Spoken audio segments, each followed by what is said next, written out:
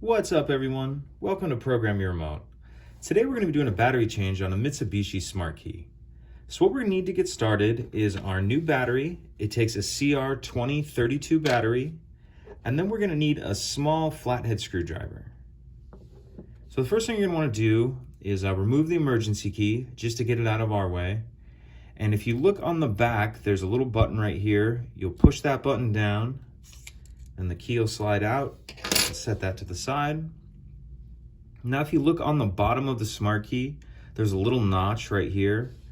And we're going to take our flathead screwdriver, put it in there, and twist it just to pop the back off. You want to be careful doing that. It's easy to put nicks in the case. So then we have our battery exposed here. We'll take our screwdriver and get under this edge of it, like that. Pop it up. Grab our new battery, and you're going to want to make sure that the plus side is up. So the plus side facing you. And what you want to do is kind of put it in on this edge first, down here, the lower left. So you'll kind of put that edge in like that, and then it'll just snap in. Put our back on, snap that back into place. Slide our key back in, and you can see it's lighting up here. So that's it.